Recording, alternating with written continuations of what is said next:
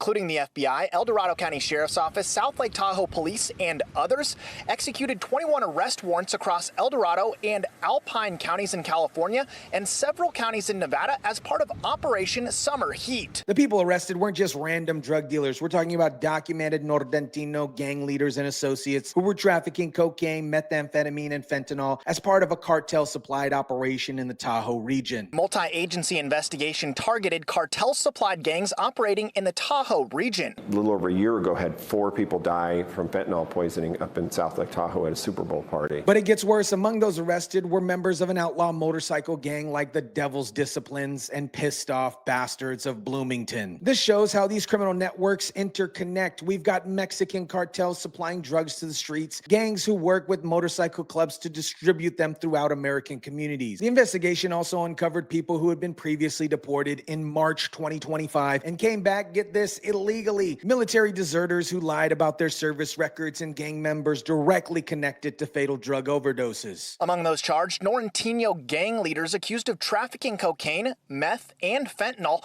while allegedly recruiting local middle and high school students and exploiting male recruits to gain access to underage girls. This wasn't just about drugs. This was organized crime with tentacles reaching into illegal immigration, military fraud, human trafficking, and child exploitation. Now here's what should make every parent in America furious. These gang members were actively recruiting middle school and high school kids to sell drugs for them. Think about that. They were targeting kids as young as 12, 13 years old to become drug dealers. But it gets even more sickening. According to prosecutors, some of these gang members were exploiting the teenage boys they recruited just to get access to underage girls. They were using these kids as drug dealers and as a pipeline for sexual exploitation for other kids. Once you're sucked in, it's hard to get out of that environment. So we want to be able to take this head on. We want to be able to make the parents and the schools and our communities aware of this particular threat and this concern. FBI Special Agent Patel said it perfectly. Once you're in, it's hard to get out of the environment. These predators specifically target vulnerable kids because they know once they're involved, it's almost impossible for these kids to escape. The charges from this case tell the entire story: possession of cocaine to sell, possession of fentanyl to sell, possession of ketamine to sell, illegal firearm sales, and probation violations. These weren't users. These were distributors bringing cartel-supplied drugs into American communities and using our children as their workforce. This operation was directly connected to a fentanyl poisoning incident that killed people at the Super Bowl party in South Lake Tahoe just over a year ago. Think about that. Families gathering to watch football and 4 people died because of poison these criminals were flooding into communities.